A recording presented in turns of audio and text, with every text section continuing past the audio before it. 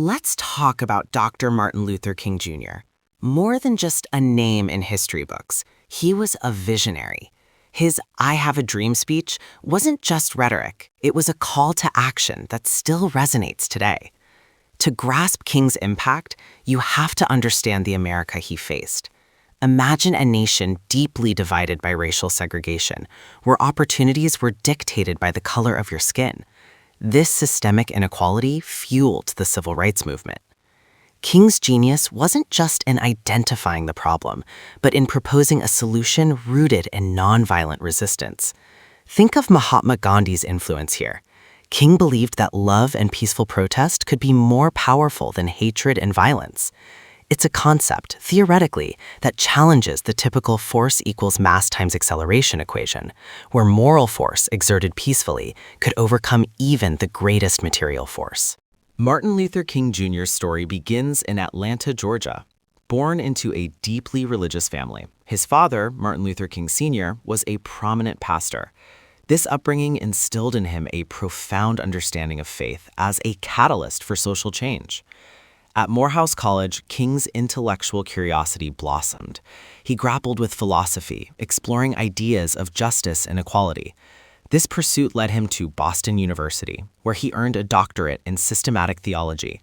Think of it like building a house. Morehouse laid the foundation, and Boston University provided the architectural blueprint.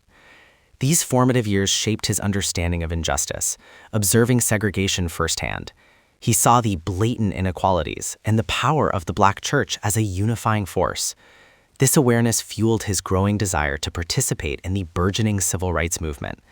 His education armed him with the intellectual and spiritual tools needed for the battles ahead. He was ready to get involved and lead. The Montgomery bus boycott. This was King's proving ground. It all started with Rosa Parks' refusal to give up her seat on December 1st, 1955. This wasn't spontaneous. Civil rights activists had been planning a challenge to segregation laws for a while. King, new to Montgomery, was thrust into leadership. His powerful speeches, like those at Holt Street Baptist Church, were key. He didn't just inspire, he strategized. The boycott needed organization, carpools, and community support. For 381 days, the Black community walked, shared rides, and demonstrated unwavering resolve. Think of it. Over a year of sacrifice? Finally, in November 1956, the Supreme Court ruled bus segregation unconstitutional. Victory! The boycott propelled King onto the national stage and proved that nonviolent resistance could challenge injustice, setting the stage for the civil rights movement. In 1957, a pivotal organization emerged, the Southern Christian Leadership Conference, or SLCLC. With Dr. King as its president, the SLCLC aimed to coordinate and amplify the burgeoning nonviolent resistance movement against segregation. Think of it as a central hub, linking various local protests across the South. Their mission wasn't just about desegregation. It was about securing fundamental rights, especially the right to vote. The SLCLC organized voter registration drives, helping African Americans overcome discriminatory barriers at the ballot box. They also supported sittings at lunch counters, challenging segregation one restaurant at a time. These campaigns weren't easy. Activists faced constant threats, violent attacks, and unjust arrests. But the SLCLC's commitment to nonviolence, inspired by King's philosophy, proved a powerful tool in exposing the brutality of segregation to the nation and the world. In 1963, Birmingham, Alabama remained a bastion of segregation. Dr. King and the SCLC launched the Birmingham Campaign, aiming to desegregate the city through nonviolent direct action. Think sit-ins, marches, acts of civil disobedience. But police responded with shocking brutality. Images of officers using dogs and fire hoses against peaceful protesters, many of whom were children, flooded television screens across the nation. This unleashed a wave of outrage.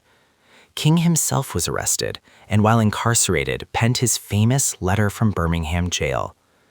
This letter, a powerful philosophical defense of civil disobedience, argued that individuals have a moral responsibility to disobey unjust laws.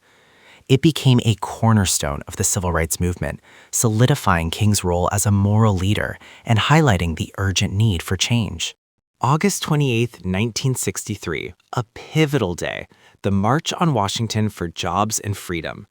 Imagine this, a diverse coalition, civil rights activists, religious leaders, labor unions, all converging to demand equality. The purpose?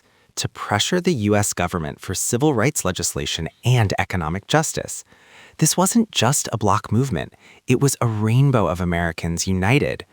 The impact was huge. It put civil rights front and center, swaying public opinion. And then came King's I Have a Dream speech. It wasn't just a speech, it was poetry, a vision of hope and brotherhood. Consider the line, "I have a dream that my 4 little children will one day live in a nation where they will not be judged by the color of their skin, but by the content of their character." Powerful, right? The speech resonated deeply, transcending racial divides. It became a defining moment, solidifying King's place in history and fueling the civil rights movement. The Civil Rights Act of 1964 and the Voting Rights Act of 1965, these weren't just laws, they were monumental victories in the fight for equality.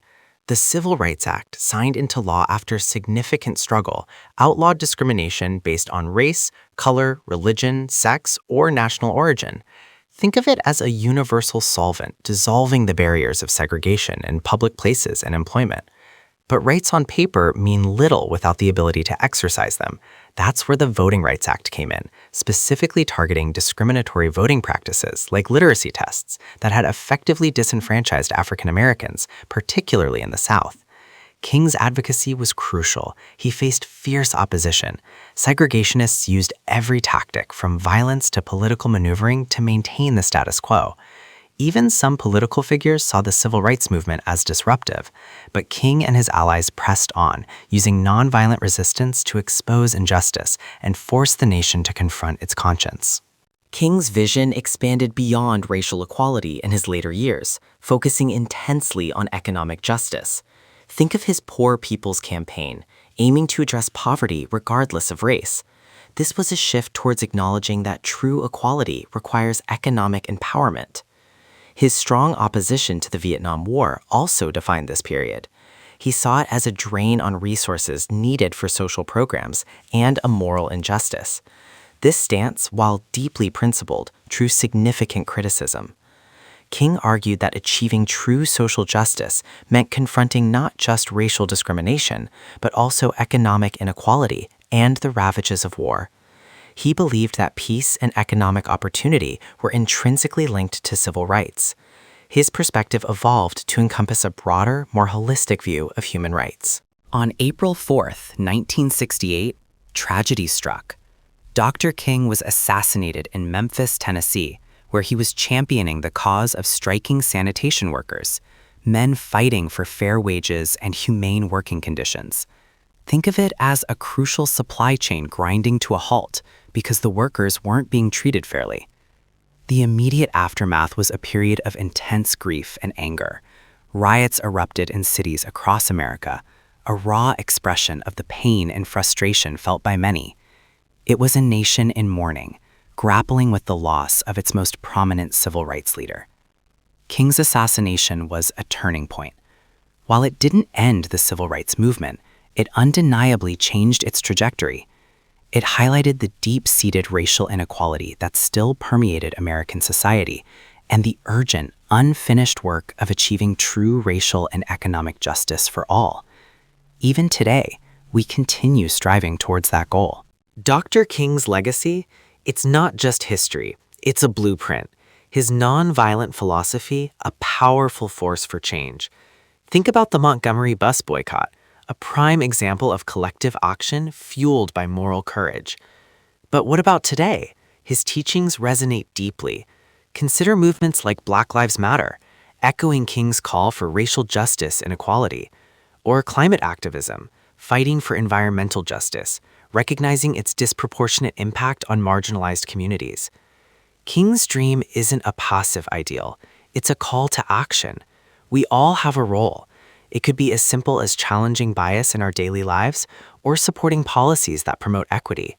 Maybe volunteering time, donating, signing that petition, all contribute. How can we ensure Dr. King's dream doesn't fade? Let's each pledge to be active participants in building a society where justice and equality truly prevail for everyone,